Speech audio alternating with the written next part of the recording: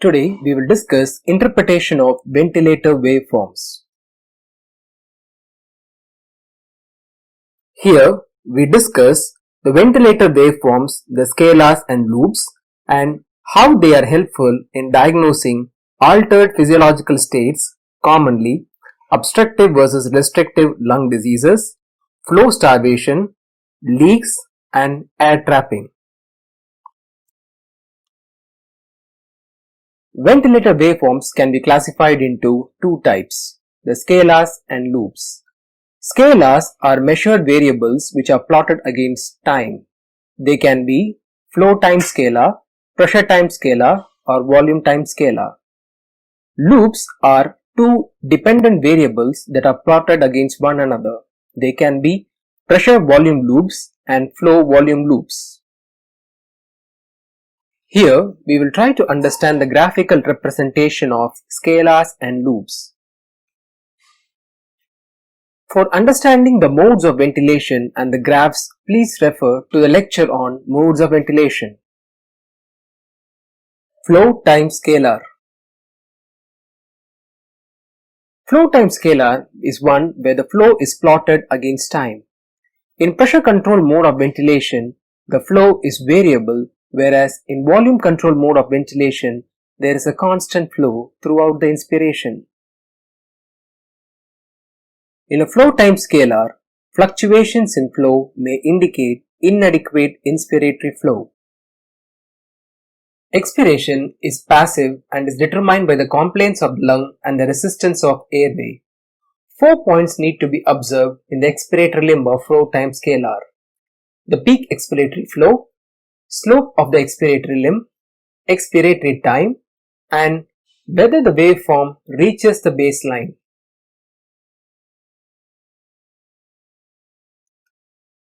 In the flow time scalar, the expiratory limb gradually reaches the baseline.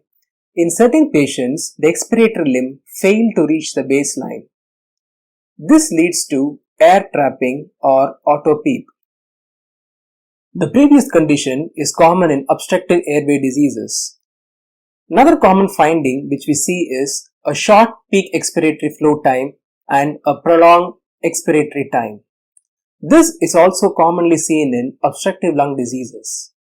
Following a therapy with bronchodilator, one can observe that the peak expiratory flow rate is increased and the expiratory time is shortened.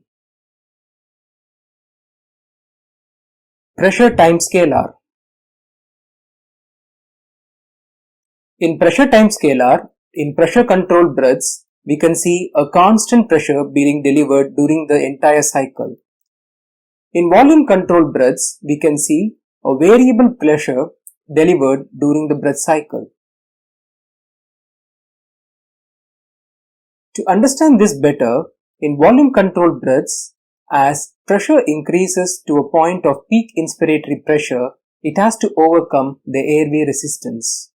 This is followed by alveolar distending pressure, which is denoted by plateau pressure. Soon after this, the expiration begins and the pressure falls back to the baseline. The difference between the PIP and plateau pressure is the trans-airway pressure. Peak inspiratory pressure, plateau pressure, and the difference between peak inspiratory pressure and plateau pressure can be used to diagnose certain conditions.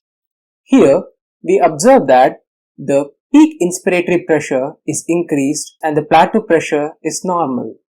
So this is a condition of high resistance classically seen in obstructive airway diseases.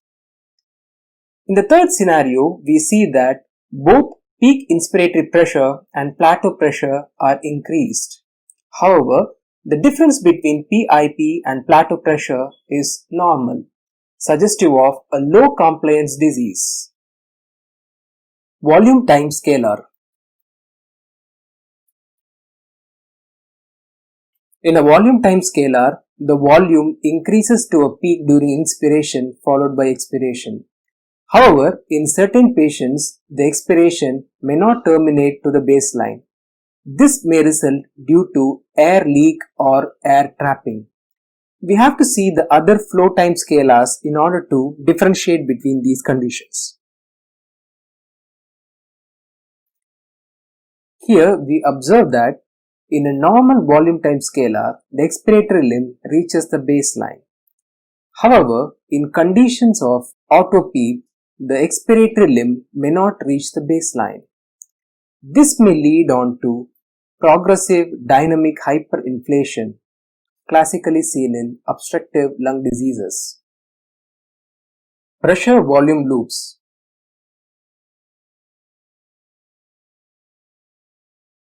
Pressure volume loop is one where the pressure is plotted against volume. In a spontaneously breathing child, the inspiration generates a negative pressure and the expiration generates a positive pressure. In controlled mandatory breaths, the inspiratory pressure rises till it achieves a particular tidal volume, followed by expiration. When an external PEEP is applied, the loops get shifted as shown in the figure. In assisted breath, a negative trigger followed by a pressure volume loop is generated.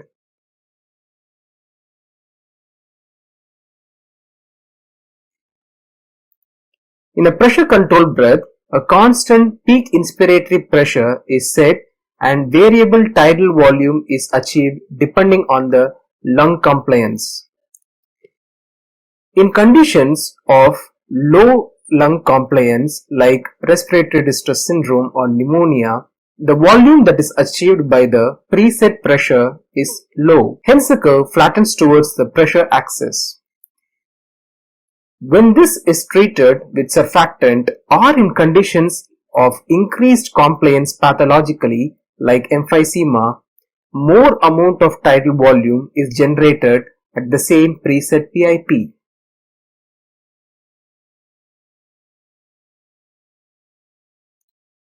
In volume controlled breaths where a constant tidal volume is achieved with variable pressures, these graphs may be variable. Here we see in a normal condition where a set tidal volume is achieved at a peak inspiratory pressure.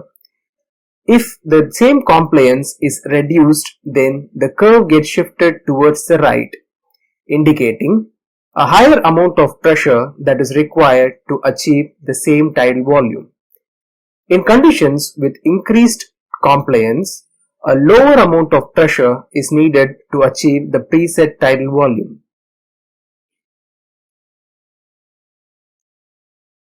In conditions of insufficient flow, one may observe cusping of the pressure volume loop during the inspiratory phase.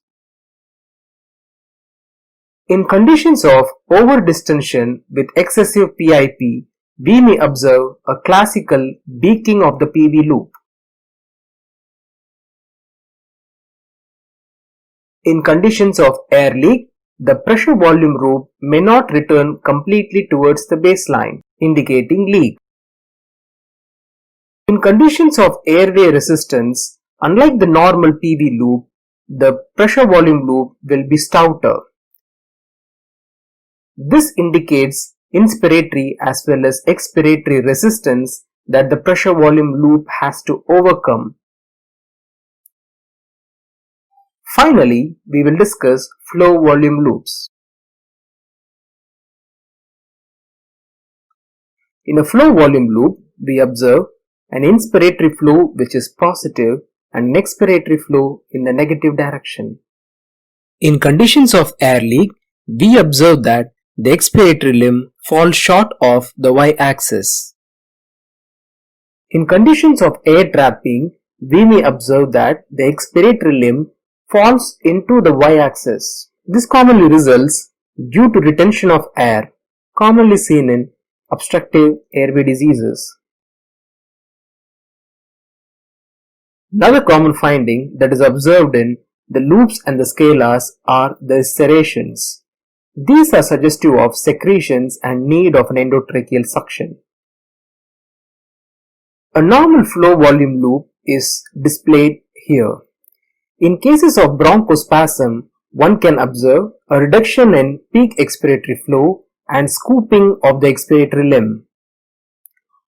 Following application of a bronchodilator, we can observe reversal of the scooping with an increase in peak expiratory flow rate. In summary, identifying normal ventilator waveforms is important. It helps in diagnosing common abnormalities and troubleshooting these conditions. In the next lecture of the series, we will discuss ventilator patient asynchrony.